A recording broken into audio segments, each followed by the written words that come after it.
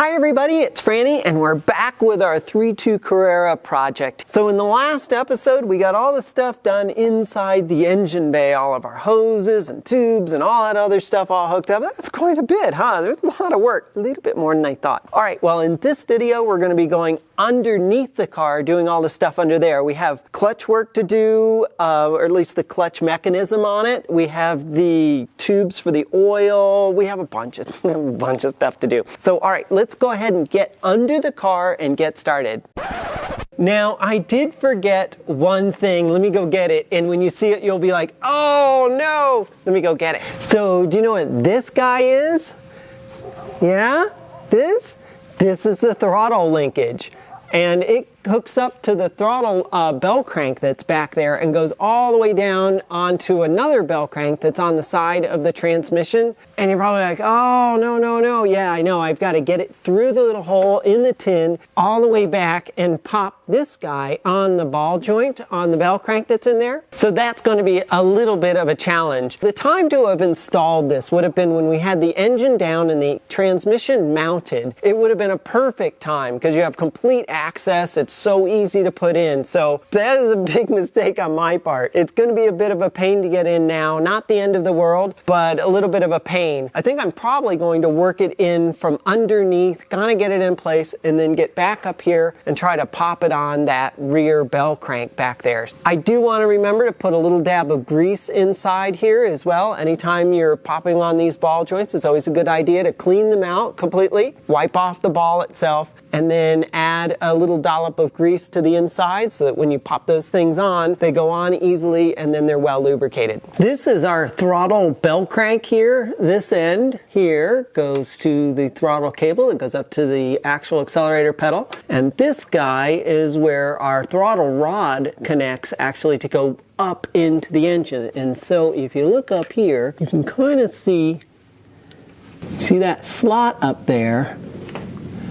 And the ball is just on inside that slot there. I'm going to go from our bell crank all the way up into that slot up there. And this is why I think I kind of forgot to put it on when we had the engine on the ground, is I have a new one of these actually, a whole new bell crank. And all I really wanted to do was to replace the bushing, because you can kind of see it's cracked. See that? It looks pretty bad right there. It's pretty trashed. So it's just old and it's kind of wobbly and there's a decent amount of play in it. So I wanted to replace it. I couldn't find the actual bushing, so this part itself wasn't that expensive. So I'm going to go ahead and replace the entire part. The throttle bell crank here is just held on with a little cotter pin. So we just pull this guy out. There we go. Okay, and our washer here. Let me make sure we put that back on. You can just slide this off. Oh.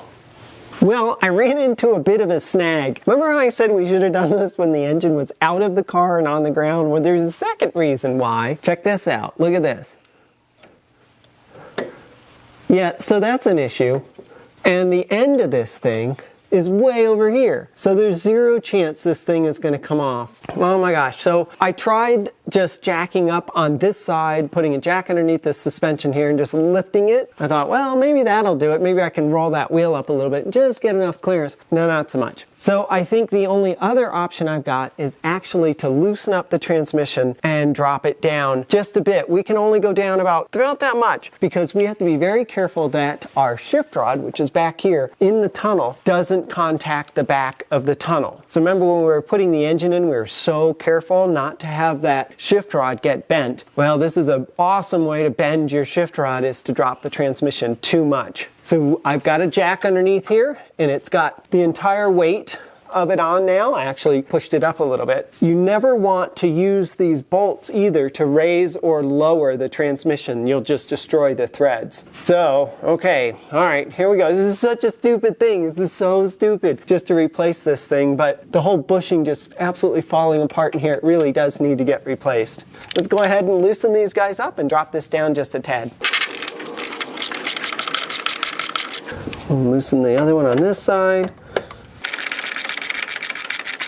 So incidentally, this is basically the same process you would go through if you were replacing your transmission mounts. And that's not a bad thing to do. If your car has had the same transmission mount, certainly from factory or at least 15 or 20 years old, the rubber that's inside here is probably done. And this is exactly what you would do. You would jack up the transmission to hold it, and then you'd loosen it, pull these two guys here when you had it down far enough, replace the actual mount, which is just held on through these little bolts here, and put a new one in, go ahead and put them back on and re-torque it. Kind of what we're doing. That's it for the threads on these bolts, so I'm gonna have to pull these guys out.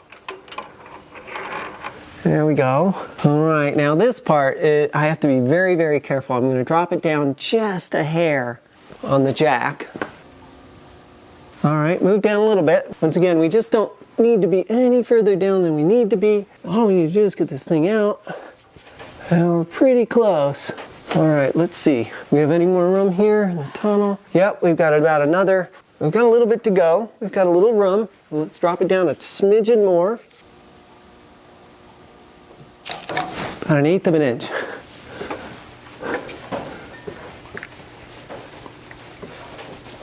All right. We got that guy off, that's good. And our bushing's just seen a little better days, I think. Go ahead and clean that shaft. So this is our clutch cable here. Move that up out of the way a little bit.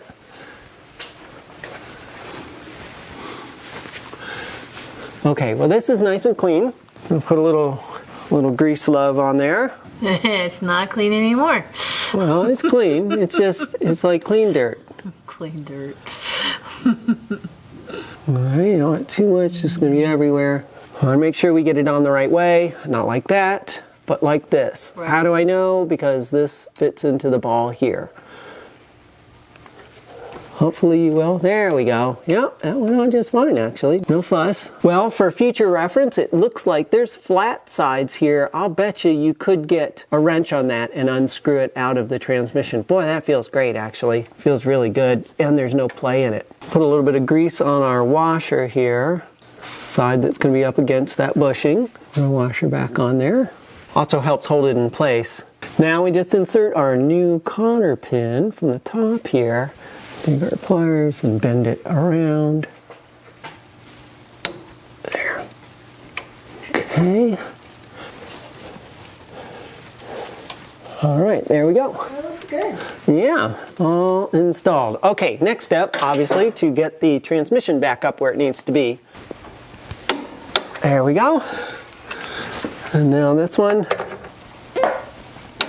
Okay, here we go. With our new bell crank in, we can go ahead and install this rod. And the way it goes on is this sort of curved bit here fits over the end of this, and then the rod can attach here like that. But, we have to put it up into the hole in the tin up here first. So it goes up into this hole, and it's going to attach to a ball link on the other side and pop in. From the outside, go punk in there. We'll do that from the top. We need to get this guy on here, roll that back like that, and we also need to attach our ball link here to our new bell crank. Now I want to clean that out a little bit and add a little grease to that. I've completely cleaned the ball link inside and out. I'm just going to add a little grease to it here. It's really important that these ball links get greased occasionally, and if you ever have an opportunity to grease them, if you're working on the front pedals, because you'll see them on that side, any of the throttle linkage, it's a really good idea to do them, because if you don't, then they kind of wear out and then they get really, really sloppy. And they just pop on, so nothing too crazy. There it goes, a little snappy noise. There we go. All right, I'm going to push our throttle linkage up. Now, this also should have some grease on it as well, so I'll go ahead and throw some grease on that. It's one of these things that you don't want to put too awfully much grease on it because it's underneath the car, and it's just going to attract a ton of dirt. So you kind of grease it up a little bit. So you can take your rag and kind of wipe a bit of that off. It's just not going to do you any good. It's just going to collect dirt. I'm just going to put a quick little clamp on this guy. Whoa, just to hold it. Because you can see it's just, as soon as I touch it on the other side, it's going to go flying, and we don't want that to happen. So yeah, that's pretty good. All right, let's go top side, and I'll reach in there and pop that little guy on. Yeah, there we go. Okay, so there's our ball link there. Okay, where's our rod? It needs to go on there. Okay, and then just need to pop it on. There it goes. It just popped on. There we go. I just want to make sure that's not going to pop off. I think it's on all the way. And there we go. The ball link is on the ball. We are all set back there. Well, I made up a big list because honestly, I kind of missed a couple of things in there, huh? So made up a big list. We've got a bunch of stuff to do on the bottom, but we've got our air compressor and mount and fan belt in. Woo! We've got, let's see, we did the throttle linkage, so that's a big deal, and our air filter. So I'm looking at everything else here, oil lines, transmission. We're going to check the transmission fluid. Now the shop did put transmission fluid in, but we're going to double check it just to make certain. We have to hook up our clutch, ground strap, heater hoses, oil. We've got a few more things to do, but that means we're done here in the engine bay, at least for now, until we have to go ahead and fill it up with oil. So I don't know, what do you think? It looks pretty sweet in there, huh? I think it turned out great. I think it looks great. I think everything's very clean. It does. Looks very clean and looks pretty stocky. So I think that's pretty much what it would have looked like when it was new. Okay, let's go ahead and raise the car back up and get to the stuff underneath. Let's go ahead and put in our sensor here. So it goes up here. There's a 10mm guy here. We just loosen that guy up, and I believe it just sort of goes in here, kind of like that-ish. There we go, just sort of set it in there like that, or like this. Well, yeah, there we go. The wire goes up there like that. This guy goes snap-a-doodle like that. All right, that goes on there like that. I think that is kind of our deal. It makes me wonder if that guy's on upside down. It might be. Flip this guy around. There we go, like that. Just tighten that guy down, and there we go. Our sensor is back in. Woohoo! While we're back here, let's go ahead and hook up our heater hose. Make sure it's on all the way around. Feels like it is. Oh my gosh, these are terrible. Hold on. This is awful. Our clamps are just a bit dirty and kind of really hard to work with, so I'm going to clean them and lubricate them. All right, that's much better. Make sure it fits over all the way around. Okay, good. Okay, all right, that's on there. The hose and clamp on the other side, the left side of the car, is going to be just like that. I won't bore you with that. We also have to hook up the power wire to the starter. So that's this guy here, and it's kind of want to remember to hook that guy back up, or you're going to have a little trouble starting the car. Here we go. Starting to see. Okay, that's good and tight. Now we can put our boot over the top of this, like that. And that's our starter wire installed, yay. Now the clutch arm on this car, this is what the clutch cable actually attaches to, is literally in two pieces. It's kind of complicated, has this big Omega spring on it. It's a little weird to get all back together, but the point of this spring is just to really help with the action so that it feels like it sort of snaps in when you let go of the clutch. It works really well. But the installation is a little weird. There's this big shaft. This is the actual clutch shaft here coming out of the bottom of the transmission. This guy slides up over it. We need to get our clutch cable on and get our Omega spring over this pin here. I'm going to start by just putting a little bit of grease on this shaft here to lubricate this big arm, because it just really kind of rotates freely on this arm. You're like, well, what are the splines for? That's the second piece here goes over the spline. Now hold it all into place. So let me go ahead and just put a little bit of grease on this, and I'm also going to put a little bit on this guy here. Just goes right on here, like that.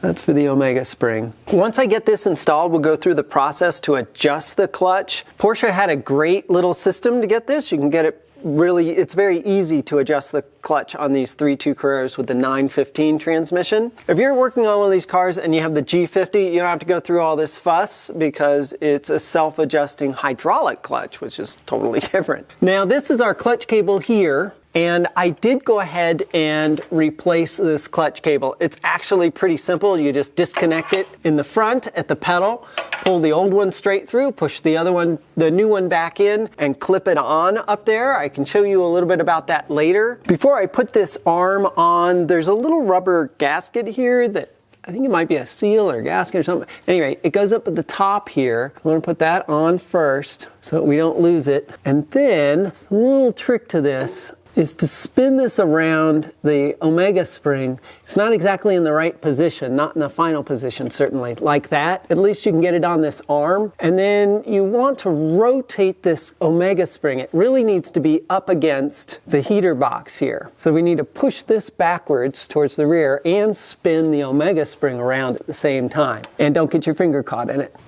There we go.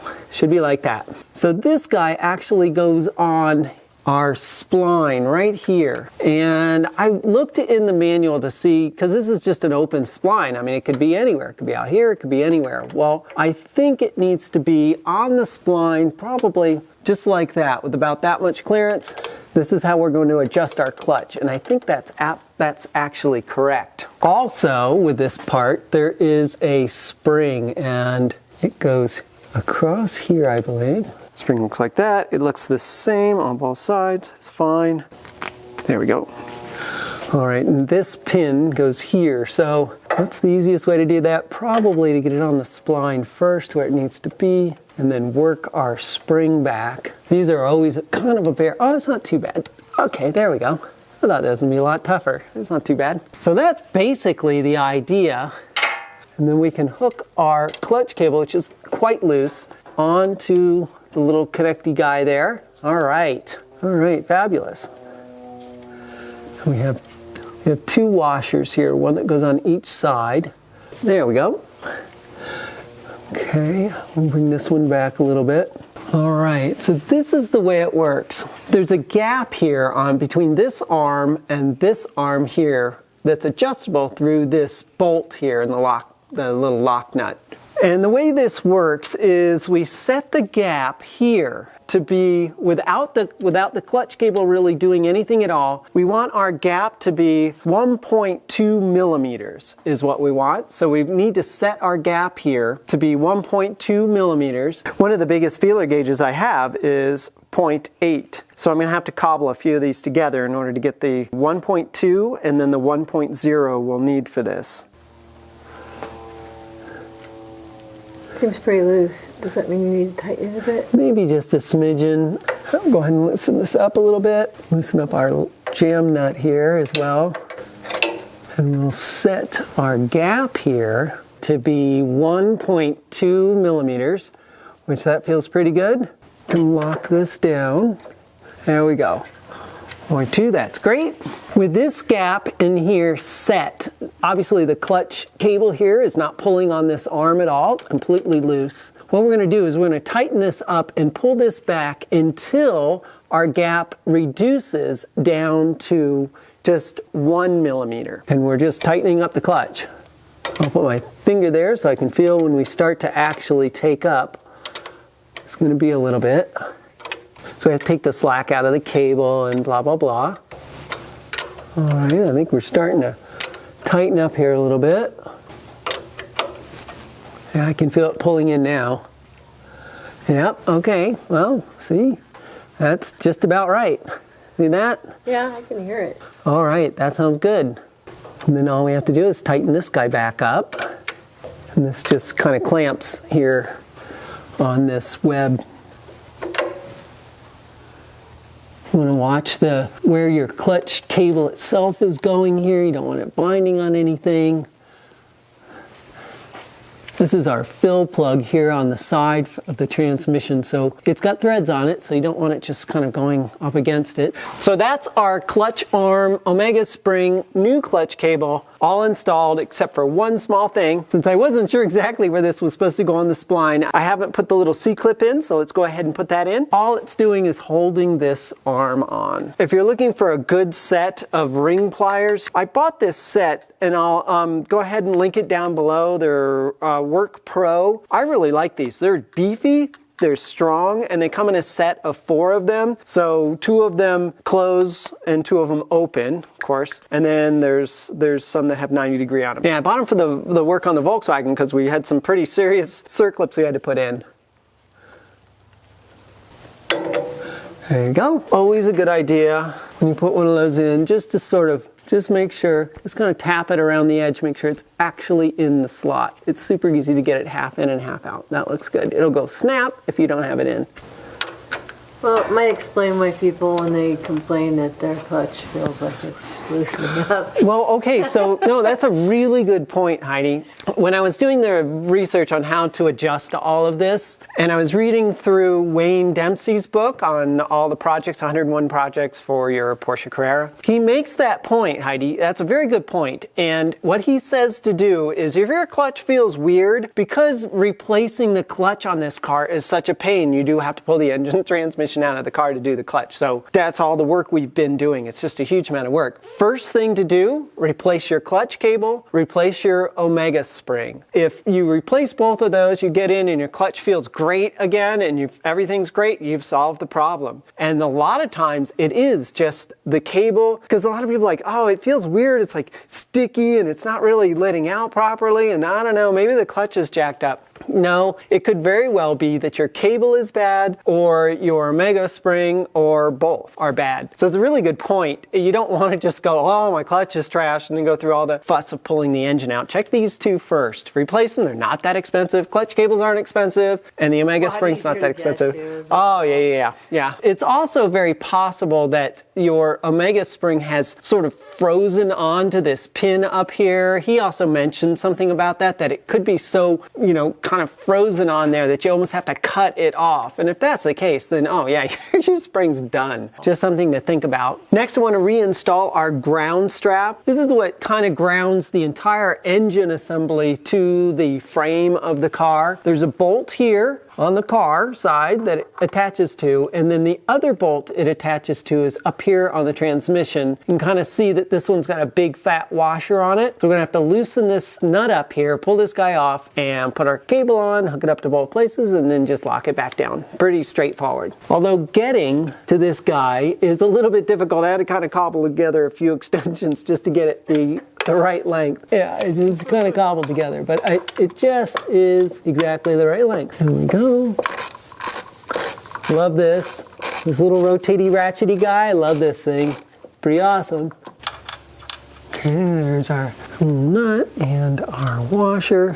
All right, so we put our strap here. To kind of think about how we want the strap to go on. And also I've cleaned the strap. You can see I just took a wire brush to it just to kind of brighten it up a little bit. There we go. It just kind of goes over like that. Now next trick's going to be to get the washer and nut back on. A little tight quarters here. Okay, that's our washer on. There we go. We just need to get it started. That washer is very much in the way.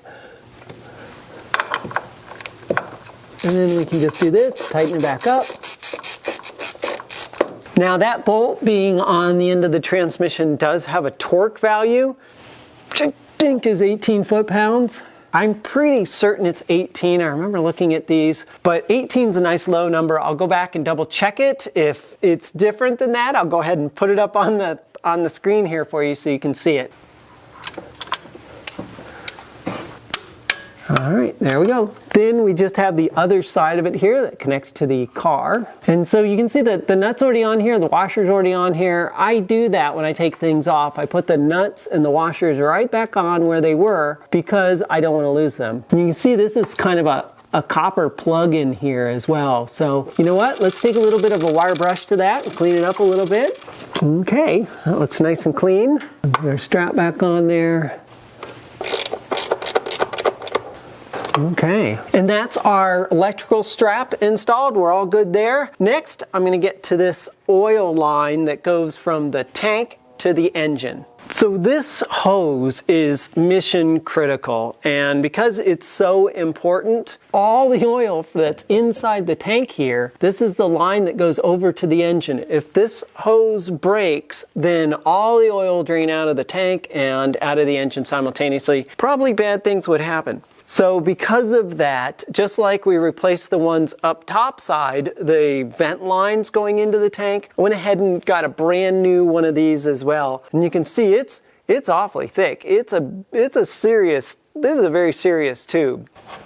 There we go, pull our little plug out, and then there's a plug over here on the engine side, so we'll pull that guy out as well. It's just pretty straightforward. We're just going to slip this guy on. There we go.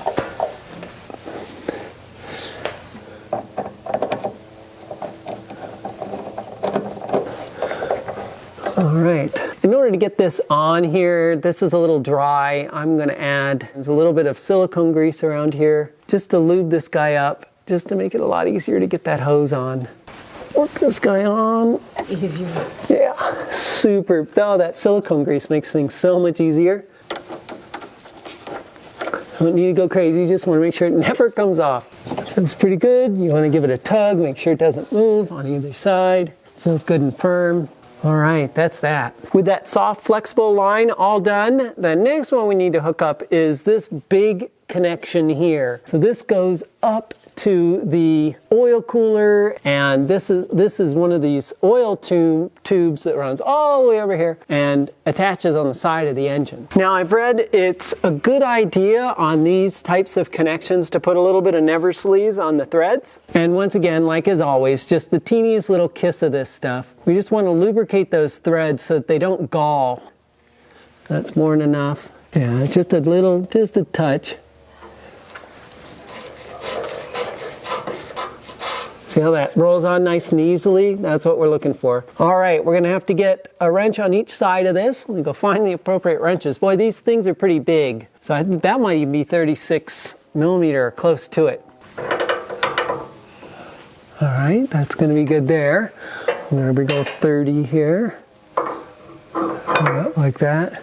And then the trick to this is to pull against each other so you don't put any strain on anything else. I have an enormous amount of leverage here, and I could easily break these things. So they don't need to be all that tight. The sealing surface is inside the connection fitting. So you don't need to go crazy on these things, just like that. That's plenty. And if you do see some dribbles, when you go to start it back up, you can go ahead and cinch it up a little bit. All right, that's all connected.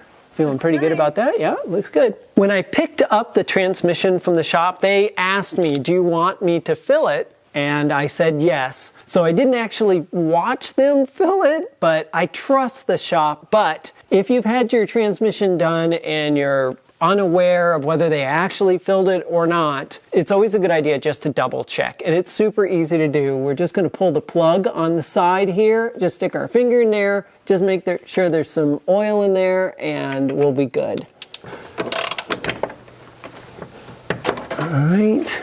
It's dripping, so it's definitely full of fluid, no question there.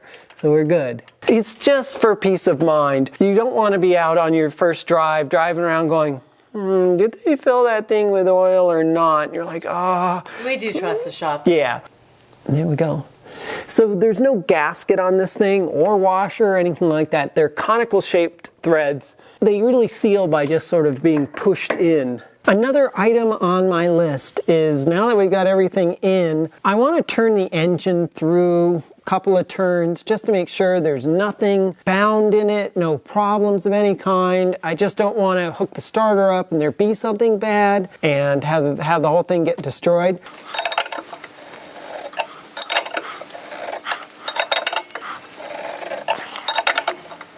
And that feels good, everything feels fine. Remember, we've had our distributor cap off, we've done a bunch of other little things as well. And if, God forbid, you drop something into the engine, now would be the time to want to find out about it instead of when you actually hit the starter. So, feels good, feels consistent all the way through. I think we're good there. All right, next step is going to be to add the oil. Now this is pretty straightforward. Our fill cap is this big orange cap here. And as I say on all the oil change videos, you want to make sure that your gasket inside there is in good shape. This one's fine. And I also like to put just a little bit of silicone grease on it, just so it's a little bit easier to get off, and I can feel it still has its silicone grease, so everything's good. Cap itself looks like it's in good shape. You can pull your dipstick out because it's kind of in the way here, so we'll go ahead and pull that out. And this is just like any typical oil change. We're going to be adding 9 quarts of oil to get started. We'll end up adding more, but for now we're going to put in 9 quarts.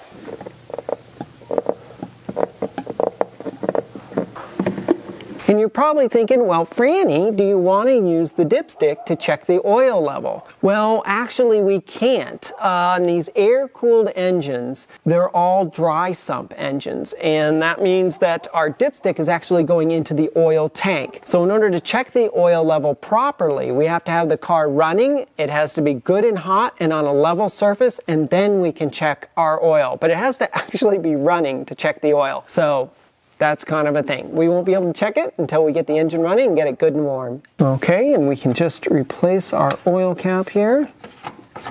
There we go.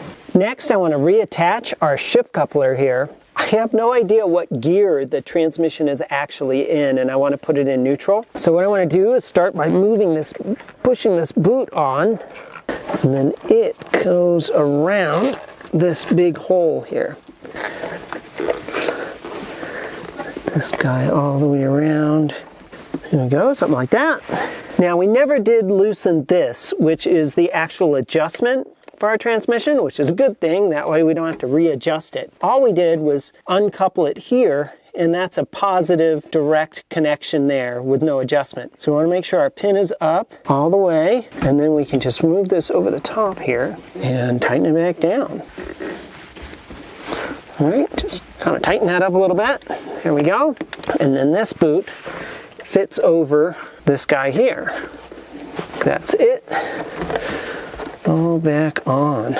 All right, with our shift coupler all back in, we can put our little access port guy on. It just fits over the top here like that, under the carpet. All right, put our carpet back down. All right, and that's that. Well, we're in really good shape here. We've got everything hooked up inside of our engine bay and also under the car as well. We even put some oil in. That was pretty fun. All right, in the next episode, we're going to go through kind of a bit of a process to get the engine up and running again. It has to be lubricated properly. We want to make sure we check for leaks and all sorts of things. So if you haven't subscribed to the channel, go ahead and do that now. Hit the little bell next to it to get notified, because you're not going to want to miss any of this content coming up. It's going to be awesome. All right, well, thank you so much for watching. And as always, a super special thank you to our Patreon supporters. Until next time, safe travels. Bye.